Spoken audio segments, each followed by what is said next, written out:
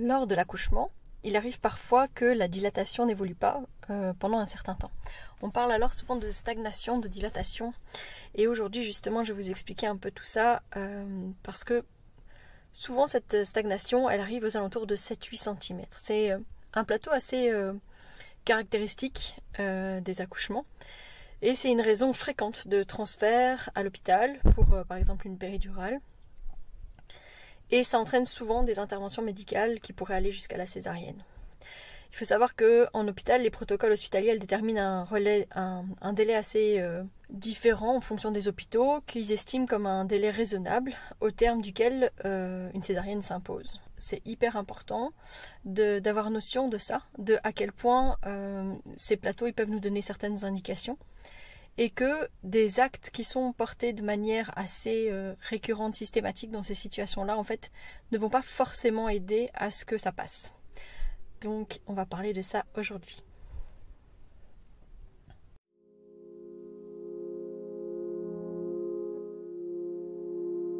Bienvenue dans Bulle de Sage-Femme, le podcast qui déconstruit les croyances, démystifie les peurs sociétales, redonne toute sa place à la physiologie des femmes qui savent enfanter dans leur pleine puissance, mais aussi des bébés qui savent se mettre au monde. Ici, vous profiterez de l'expertise de sages-femmes pratiquant en dehors des hôpitaux, des accouchements à domicile ou en maison de naissance. Nous souhaitons que vous trouviez les outils, les informations pour que vous puissiez être les acteurs de la naissance de votre bébé, et ce quel que soit le lieu où vous avez décidé de l'accueillir. Mon nom est Mélissa Chambard, sage-femme, maman de 5 enfants. À chaque épisode, je vous partagerai mes astuces, mes bons plans, mon expertise, des anecdotes, mais aussi des témoignages de parents, de sages-femmes et des rencontres inspirantes autour de la périnatalité, dans la bienveillance, la force, la puissance. Allez, vas-y.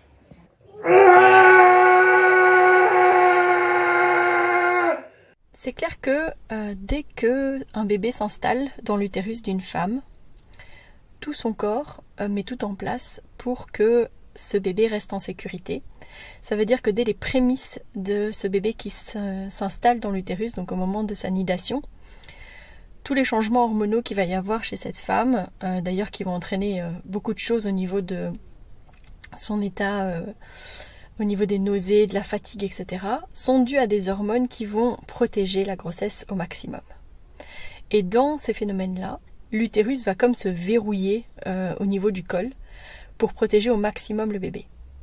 Donc il faut savoir qu'à ce moment-là, le col il va être tout dur, il va être vraiment fermé, long, donc comme un gros verrouillage, et le peu de petit espace qui reste encore ouvert au niveau du col va être comblé par une substance un peu gluante, gélatineuse, là, le fameux bouchon muqueux. Donc tout ça pour que le bébé soit en sécurité et fermé quasi de manière hermétique, ce col, et il va en plus se diriger vers l'arrière pour que ni dépression intérieure avec le poids par exemple du bébé qui pourrait appuyer au niveau du col parce qu'il est bas dans le bassin, comme peuvent nous le décrire parfois certaines femmes, ni des pressions extérieures comme par exemple tout simplement un pénis. C'est pas parce que au moment des rapports sexuels le pénis pourrait toucher le col, par exemple là il pourrait pas puisqu'il est vraiment dirigé vers l'arrière. Donc tout est vraiment fait pour verrouiller les choses et pour que tout se passe sereinement au cours de la grossesse. Et puis pendant le 3e trimestre, il va y avoir tout un tas de changements hormonaux au fur et à mesure qui vont aider au changement au niveau du col. On passe pas d'un col long, postérieur, fermé comme ce qu'on vous décrit dès le début de la grossesse, à un col favorable pour la naissance du jour au lendemain. Et c'est tout un tas de changements hormonaux et puis aussi toutes ces phases de préparation avec ce pré-travail dont j'ai parlé dans l'épisode sur justement le pré-travail qui vont aménager les choses pour que le col devienne de plus en plus favorable et soit plus capable de se donner, de se laisser aller pour que quand la tête du bébé appuie sur le col, il vienne modeler les fibres autour de sa tête, voire commencer donc à effacer le col, voire parfois à commencer à l'ouvrir. Mais donc c'est tout un ensemble de choses qui fait s'ouvrir ce col, parce que c'est pas juste une porte qui s'ouvre, en fait ce sont des fibres qui s'étirent, qui se donnent, qui se modèlent tout autour du bébé et puis qui vont aller fabriquer le fond utérin. Et donc c'est dans ces moments de plateau, de stagnation, de dilatation, il y a différentes raisons qui peuvent amener à ça. Alors si par exemple les contractions se calment à ce moment-là, si elles deviennent moins fortes, qu'elles s'espacent, le plus souvent, c'est parce qu'il y a besoin de repos. Et ça, on l'oublie souvent. On pense qu'une fois que la machine est en route, il faut que ça continue. On oublie souvent que le corps va pas nous pousser vers quelque chose qui va aller vers un clash, que ce soit pour la mère ou pour le bébé. Au contraire, si par exemple la femme, elle a déjà eu ça fait déjà un moment qu'elle est en travail, qu'elle est fatiguée, que ça devient difficile, etc. Parfois le corps va justement lui proposer une pause, va profiter de ce moment-là pour proposer une pause. Ça va aider aussi parfois ce temps de pause à ce que la patiente s'altère un peu plus, parce que on l'explique souvent que pour aller jusqu'au bout du processus de l'enfantement, il est bon que la femme, en fait, elle se déconnecte, que son état psychique s'altère. Et parfois, elle n'a pas eu l'opportunité encore de le faire, mais le fait d'aller vers le repos va lui permettre justement de déconnecter, et quand elle va revenir, ça va être comme une émergence, et donc elle n'aura pas du tout le même état de conscience. Donc c'est parfois un cadeau à se faire, ou que le corps nous fait, quand justement il y a cette phase qui amène plus au repos. Ça nous arrive quand on voit que les contractions commencent à s'espacer. Alors on va parfois juste resucrer en se disant il manque peut-être de sucre, etc. Mais parfois on va juste se dire ça fait quand même un moment là qu'elle travaille et qu'elle travaille dur. Peut-être qu'elle a tout simplement besoin d'un temps de repos. Ce temps de repos, il est aussi bon pour elle que pour son bébé, parce que pendant ce temps-là, le bébé va pouvoir se réoxygéner et aussi se reposer pour entamer peut-être la deuxième phase où vraiment il va être beaucoup plus actif et il va pouvoir se donner beaucoup plus facilement. Alors clairement, pendant cette phase de travail, c'est hyper important de se positionner, de mettre la femme dans une position qui va aider à continuer à garder la bonne position du bébé, voire à aider le bébé à prendre une bonne position si ce n'est pas encore vraiment le cas. En tout cas, de l'aider à avoir une position qui va l'aider à s'engager. Quand le corps va justement aider cette femme et ce bébé à se reposer et à reprendre des forces avant de recommencer, ça va vraiment aider à ce que tout le monde recharge ses batteries. Parfois, la femme, elle va manger un petit peu, et puis quand les contractions vont revenir, et qu'elle sera reposée, elle aura plus souvent la possibilité de mieux souffler ses contractions, mieux surfer sur les vagues. Peut-être que juste avant cette phase de repos, elle commençait à ne plus en pouvoir et elle n'était plus dans la capacité d'accueillir ce qui venait. Et que cette phase de repos qui lui a été offerte va lui permettre justement de se relancer sereinement dans le travail. Ne jamais oublier que le sommeil, c'est souvent la clé. Faut vraiment pas l'oublier. C'est pour ça que souvent quand les femmes elles commencent à contracter tranquillement au début de la nuit, moi je leur dis au maximum essaye de dormir entre les contractions.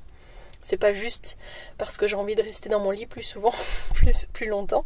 C'est surtout que si elle s'est reposée suffisamment, elle aura d'autant plus l'énergie après. Et si jamais son corps lui offre une pause pendant le travail, autant en profiter. Ça peut être au moment de ce fameux plateau de 7-8 cm.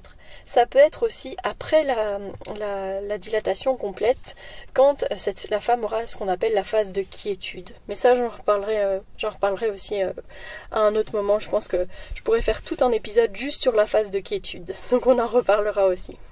Si, au contraire, les contractions, elles ne s'espacent pas, mais qu'elles sont vraiment fortes, puissantes, bien rythmées, qu'on a l'impression qu'elles sont bien efficaces, mais que le col ne s'ouvre pas, c'est souvent à cause de la position du bébé. Alors, c'est juste que la position, elle n'est pas optimale. Donc le bébé, il est peut-être encore un petit peu, la tête un petit peu penchée d'un côté, pas totalement fléchie, etc. Donc c'est pas la position la plus optimale. Ce qui peut aider, c'est vraiment de prendre parfois des positions qui vont justement aider le bébé à se positionner le mieux possible. Donc parfois quand ils sont fort engagés, nous ça nous arrive par exemple de prendre une position où on met la tête de la maman plus bas que son bassin pour justement aider le bébé à se désenclaver du bassin et avoir l'opportunité de mieux se fléchir ou de mieux se positionner. C'est vrai que dans ces moments-là, on est souvent plus interventionniste au niveau thérapeutique postural. Parce que si on reste dans cette position-là et que le bébé a du mal à avancer, c'est plus compliqué pour la femme, donc on s'offre la possibilité de faire ça. Parfois on va utiliser le rebozo aussi pour justement aider au positionnement, etc. En tout cas, ce qui est sûr, c'est que on va pas penser juste en termes mécaniques et par exemple rompre la poche. Parce que c'est une des premières options qui sont offertes parfois à l'hôpital, c'est d'aller rompre la poche. Sauf que si ce bébé n'est déjà pas bien positionné et qu'on rompt la poche, on ne va pas du tout l'aider à essayer de changer sa position. Donc c'est vraiment important de se dire, si cette femme, elle travaille dur depuis un petit moment, qu'elle décrit des positions, des douleurs, par exemple au niveau de la symphyse, au niveau des hanches plus importantes, c'est sûrement que c'est en train de travailler. Et que c'est en train de travailler dans le sens où son corps essaye de faire changer aussi la position du bébé. Et que il faut arriver à trouver un moyen de la soulager, mais aussi dans notre rôle, ce qui va être hyper important, ça va être de lui insuffler la confiance et de lui dire « Je sais que c'est difficile, je sais que c'est compliqué pour toi là maintenant, mais en fait ton bébé là il a besoin que tu l'aides pour qu'ensuite tu puisses avancer de manière plus sereine. » Mais si on ne va pas au maximum vers cette position optimale, je dis au maximum parce que parfois on n'arrivera jamais à cette position optimale, mais le bébé finira par trouver un moyen de descendre. Et donc ça passera quand même. Mais au plus on va essayer de trouver comment aider ce bébé et comment aider cette femme, au mieux ce sera. Mais surtout, ce dont elle a réellement besoin, c'est pas forcément de notre intervention et de l'aider sur des positionnements, etc. C'est de lui insuffler de la confiance, de la rassurer. Pourquoi ? Parce qu'en fait, naturellement, elle va prendre des positions qui vont aider son bébé à descendre ou en tout cas à mieux se positionner. Moi, quand j'observe les femmes qui passent par des phases comme celle-ci, souvent elles vont prendre des positions à 5 litres. Ça veut dire elle va lever une jambe plus haute que l'autre, par exemple, parfois très haute par rapport à l'autre, d'accord ? Pour vraiment aider ce bébé à tourner, à mieux se positionner, etc. C'est d'où l'importance vraiment d'accompagner vraiment beaucoup ces situations pour qu'elle ne perde pas confiance. Et également que dès les premières contractions, la femme se mette dans des positions qui vont favoriser le positionnement optimal du bébé. Ça veut dire des positions avec le ventre dans le vide au maximum, etc. Pour que justement il vienne vers l'avant, son dos se place au niveau du ventre et non au niveau du dos. Ça, ce sont des choses qu'on aborde déjà en préparation, déjà pendant nos consultations, pour que dès le début, elles se positionnent de manière optimale pour aider les bébés à bien se positionner dès le début, quand ils ne sont pas encore descendus trop, quand ils n'ont pas plus de difficultés à changer de position. Alors, si on parle de stagnation, il faut quand même se rappeler que ça veut dire aussi qu'on a évalué en termes de chiffres l'évolution de la dilatation chez cette femme. Ça veut dire qu'à un moment ou un autre, on a examiné cette femme, on a mis nos doigts dans son vagin pour aller évaluer l'ouverture de son col. Déjà, il faut se rappeler que en fonction des personnes qui vont avoir fait se toucher, la perception va être différente d'une personne à l'autre. Donc dans les services hospitaliers, si par exemple c'est moi qui ai examiné et puis 3 heures après, moi je suis partie, donc c'est ma collègue qui va le faire, peut-être que pour elle la dilatation n'a pas changé, mais peut-être qu'au niveau de la consistance du col ça a changé, peut-être au niveau du positionnement du bébé ça a changé, peut-être au niveau de l'altération de l'état psychique de la femme ça a changé. Donc c'est vrai que je suis persuadée qu'on a des patientes qui passent par des phases de stagnation, mais nous on ne l'aborde pas comme ça puisque la plupart du temps on ne les a pas examinées. Donc je suis pas capable de vous dire elle a stagné, c'est sûr et certain. Parfois je le sens au niveau de leur état psychique, au niveau d'une petite appréhension de quelque chose qui bloque, enfin voilà, et ou alors on va pouvoir l'aider à ce moment-là. Mais c'est assez rare finalement qu'on puisse réellement dire elle a stagné à autant de centimètres, etc. Ça nous est arrivé au début de notre pratique à la bulle, parce que je pense qu'on examinait un petit peu plus. Et je crois que ça engendre vite chez les femmes un stress. Et le stress amène l'adrénaline, la peur, qui va remplacer l'ocytocine, qui va faire que le travail va être moins optimal. Donc clairement, éviter de trop examiner les femmes pour pas leur mettre de stress. Il y a aussi le fait que maintenant, quand on examine, la plupart du temps, on ne donne pas les chiffres. Il faut, si on remet de la confiance, si on remet de la confiance, mais aussi de la réassurance, quelque chose qui va rebooster cette femme, on va lui donner toute l'opportunité justement de vivre sereinement et de laisser aller, de laisser faire et d'accepter que ça puisse prendre plus de temps. Si au contraire on est nous-mêmes dans la peur en mode « Ah, ça commence à durer quand même, comment ça se fait que ça dure, il y a quelque chose qui ne va pas, etc. » On va amener de l'adrénaline, on va amener de la peur et on va pas aider à ce que justement cette discordance, cette cette phase voilà, où le travail stagne effectivement puisse passer. Quand on a mis de côté la fatigue, la position du bébé, etc., on ne doit pas oublier aussi le fait que parfois cette stagnation, elle vient peut-être de quelque chose du cœur ou de la tête. D'accord ? Il y a peut-être un blocage émotionnel. Il n'y a pas seulement un effet mécanique de malposition de la tête ou d'un besoin de repos. C'est peut-être aussi quelque chose qui se joue au niveau de l'histoire, au niveau des peurs que peuvent avoir les femmes, les couples. D'où l'importance de bien se connaître, d'où l'importance d'avoir un suivi global, que ce soit les mêmes personnes qui ont été là pendant la grossesse, qui seront là pendant l'accouchement. Souvent, les femmes, elles auront livré des peurs, des craintes pendant la grossesse, et on pourra d'autant plus l'aider et rester en sécurité. Je pense notamment à une femme qui, pendant sa grossesse, nous a expliqué que sa maman avait été très très présente pendant sa première grossesse et après la naissance de sa première fille. Et puis que c'était hyper difficile pour elle parce qu'entre-temps sa maman était décédée. Et je me souviens pendant ce travail, alors sans avoir mis mes doigts, sans avoir examiné, hein, mais je me souviens d'avoir eu cette sensation à un moment donné de quelque chose qui stagne, de me sentir un peu démunie, à ne plus savoir vraiment quoi faire, quoi proposer. Je sentais vraiment qu'elle avait du mal. Je me rappelle avoir demandé à Mélanie de passer. Mélanie qui est venue et qui m'a juste reboosté moi, en mode « Allez, moi je vais te rebooster toi pour que toi tu sois ensuite capable de rebooster et d'aider cette femme que tu accompagnes dans son travail. » Et donc elle est venue, elle m'a reboosté et tout ça, on a discuté et puis d'un seul coup elle m'a dit « Est-ce que tu as pensé à sa maman ?» Elle m'a juste dit ça. Ça a fait comme un ting dans ma tête et je me suis dit « Wow, pourquoi j'y ai pas pensé ? Pourquoi j'ai pas pensé à ça ?» Et puis j'ai été voir cette maman et je lui ai dit « Je ne sais pas... quelles sont tes croyances, quels sont tes besoins, où est-ce que ça se situe dans ta tête, etc. Mais peut-être que là, maintenant, à l'instant en tout cas, ta maman, elle te manque. Et puis tu te souviens peut-être que, justement, elle avait une place tellement importante pour toi dans le postpartum avec ta fille. Je t'invite tout simplement peut-être à déposer ça, à lui parler ou à toi te parler sur le fait qu'elle n'est plus là. Voilà, je sais pas ce qu'elle s'est dit, je sais pas ce qu'elle a fait. Je lui ai dit, je quitte la chambre, je te laisse pour que justement tu puisses être seule et peut-être justement s'offrir la possibilité d'aller au fond de son cœur, peut-être de pouvoir parler avec sa mère. Enfin voilà, je sais pas trop ce qu'elle a fait parce que voilà, je lui ai jamais posé la question, mais en tout cas, quand je suis revenue, le travail avait pris une autre proportion. Enfin voilà, on sentait que il y avait une nouvelle dynamique et que ça s'était remis en route. Donc c'est vraiment hyper important. Parfois, quand je dis que c'est au niveau de la tête, ça peut arriver par exemple que ce soit la gestion des aînés. Tant qu'il n'y a pas quelqu'un qu'on attend, qui doit être là au moment de la naissance du bébé pour s'occuper des aînés, parfois les femmes elles vont stagner en attendant justement que cette personne soit là.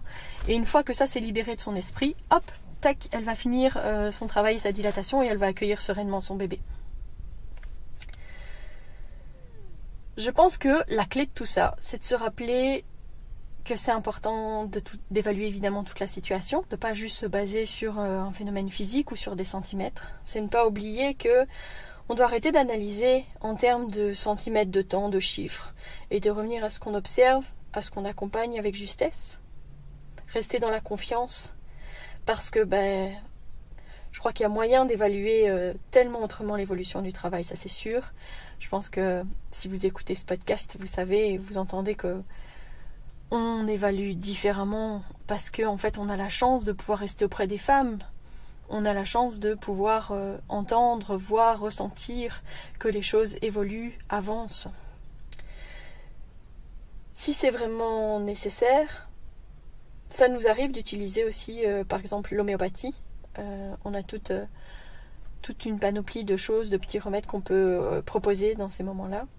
Et on peut aussi faire de l'acupression cervicale, donc c'est vraiment faire des pressions douces et conscientes au niveau du col, aider les femmes à souffler ce col qui peut résister à certains moments, mais c'est certainement pas forcer le passage du col, parce que parfois on essaye de crocheter comme ça le col pour le passer derrière la tête du bébé.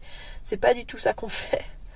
Et c'est pas non plus d'office donner des shots de Buscopan comme ça peut se faire parfois dans les hôpitaux, ou mais on voit que les femmes parfois elles le ressentent pas bien, et si les femmes le ressentent pas bien, souvent c'est difficile aussi pour les bébés. Donc à remettre un peu en question au niveau de nos pratiques, c'est de repenser au fait que il y a peut-être des blocages effectivement. Je peux peut-être aider à conscientiser au niveau acupression, au niveau de ce col, pour que cette femme elle puisse souffler son col et aider potentiellement à faire ça. Mais honnêtement, ça m'est arrivé peut-être 2 fois de faire ça. Mais sinon, la plupart du temps, en remettant dans la confiance, en recherchant peut-être des causes au niveau du cœur ou au niveau de la tête, juste à favoriser parfois des bonnes positions, on arrive à passer ce cap-là. Et accepter d'aller vers le repos, accepter qu'il va y avoir un moment de latence comme ça, parce que la femme, elle va avoir besoin de recharger ses batteries, et peut-être aussi, tout simplement, que le bébé en a besoin aussi. Ça me ramène à une chose importante, c'est que comme ça nous arrive quand même fréquemment de faire des transferts dans ces moments-là, parce que justement, ça devient long, que c'est difficile, que la femme elle veut être soulagée, parce que voilà, quand un bébé qui est mal positionné, appuie, essaye, cherche son chemin, etc., ça peut être très dérangeant au niveau des sensations, au niveau du bassin notamment. Et donc ça nous arrive vraiment de transférer souvent dans ces moments-là. 7-8 cm, c'est un moment un peu clé. Et souvent, ce qu'on nous reproche justement, c'est de ne pas avoir fait grand-chose. Quand je dis ça, c'est parce qu'on nous reproche de ne pas avoir fait de gestion intrusive, de ne pas avoir rompu la poche, de ne pas avoir fait des choses particulières. Mais c'est important de se dire que c'est pas parce qu'on n'a pas fait de gestes intrusifs qu'on n'a pas accompagné cette phase. Même sans histoire de transfert. En fait, en fonction de notre point de vue, si on voit la stagnation de dilatation que comme un problème mécanique, les réponses, elles vont être d'ordre mécanique. Ça veut dire que souvent, ce qui va être décidé, ça va être par exemple si les contractions, elles s'espacent et elles sont moins fortes, on va remettre de l'ocytocine de synthèse. Alors que, en fait, le corps, comme j'expliquais, il cherche tout simplement naturellement à aller vers le repos pour redonner un peu de souffle, que le bébé et la femme aient l'opportunité de reprendre de l'énergie pour la suite du travail. Si c'est une stagnation alors que le travail est actif, on va proposer de lever certaines pressions, comme par exemple on va tout simplement rompre la poche des os. Donc rompre artificiellement la poche des os pour que le bébé vienne bien appliquer sur le col et que du coup on pense que ça va rendre la dynamique plus efficace. Le problème, c'est que si cette dilatation justement elle stagnait parce que le bébé était mal positionné, le fait de rompre la poche en fait va empêcher le bébé de modifier sa position et de l'adapter. Donc ça va être contre-productif en fait, et puis ça risque d'allonger encore le temps de travail, alors qu'à la base on pensait que ça allait diminuer le temps de travail. Et si rien ne fonctionne dans un délai qui est en général décidé par les hôpitaux, parce que je peux pas vraiment donner de timing, parce que je pense que ça dépend d'un hôpital à l'autre, de la situation, etc. Mais ça pourrait aller jusqu'à une césarienne pour stagnation de dilatation, parce que ça fait X temps que cette femme est à dilatation de 7 ou de 8 ou de 9. Voilà. Comme si justement la plupart des femmes qui vivent des césariennes dans cette situation-là, elles disent en fait j'étais pas capable d'aller plus loin quoi. C'est mon corps il a refusé d'aller plus loin, j'ai pas réussi mon accouchement, on a dû me faire une césarienne. Mais c'est peut-être juste qu'on a un peu manqué de patience, puis qu'on s'est mis aussi des boulets aux pieds et qu'on a empêché potentiellement les choses de se passer de manière plus fluide. La patience, c'est vraiment la clé. La patience, c'est vraiment ce qui va aider à passer pour tout le monde cette phase qui est inconfortable. Autant au niveau du bébé, autant au niveau de la femme, autant au niveau du ou de la partenaire. Autant à notre niveau à nous. Parfois je vois au niveau des pères ou des commères que c'est difficile justement cette phase où on voit que ça devient long, que la femme elle commence à avoir du mal, et c'est important du coup aussi de redonner confiance aux partenaires, parce que si on ne le fait pas, c'est eux qui vont transmettre l'adrénaline. Donc notre accompagnement il est global aussi dans le fait qu'on n'accompagne pas que la femme et le bébé, mais on accompagne le couple pour que tout le monde soit en confiance.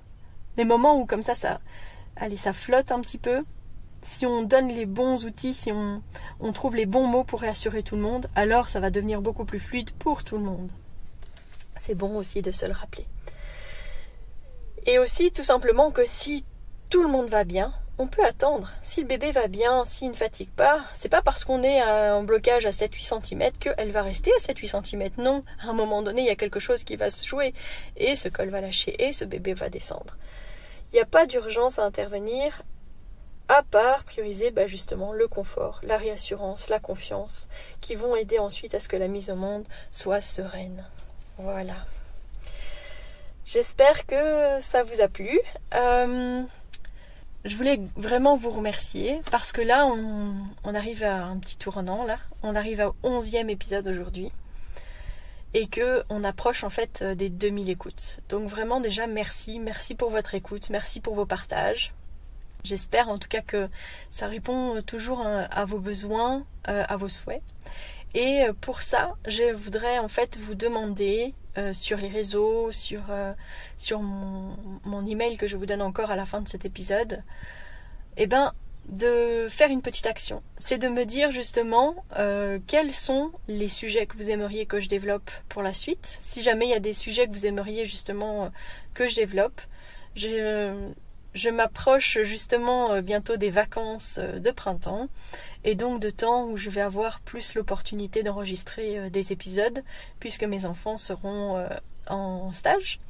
Et donc je vais vraiment avoir la possibilité d'enregistrer un petit peu plus de podcasts. Et j'ai envie de partir de vos demandes, j'ai envie de partir de vos besoins. Et c'est pour ça que du coup je vous invite à me faire retour des choses qui vous intéressent. Je vais peut-être faire quelques publications avec des sujets qui reviennent. Et puis je vais vous demander peut-être de voter sur ce qui vous intéresse. Et alors ce sera du coup les prochains sujets de podcast. Voilà. Où que vous soyez, et je vous donne rendez-vous la semaine prochaine. Si vous souhaitez échanger à propos des différents sujets abordés dans ce podcast, vous pouvez interagir sur les posts dédiés à chaque épisode sur nos réseaux sociaux Facebook et Instagram. Vous pouvez également me joindre par email à melissa.chambard@gmail.com. Je serai également ravie de collaborer avec vous, que ce soit pour un témoignage, une rencontre ou pour savoir quel sujet vous intéresserait à l'avenir. Je vous invite à vous abonner pour ne rien louper des prochains épisodes, mettre des étoiles, des commentaires et surtout à partager pour faire rayonner, voyager ce podcast, pour démystifier l'accouchement en dehors de l'hôpital, parler de ses suivis, de ses naissances et continuer à accueillir en douceur les adultes de demain.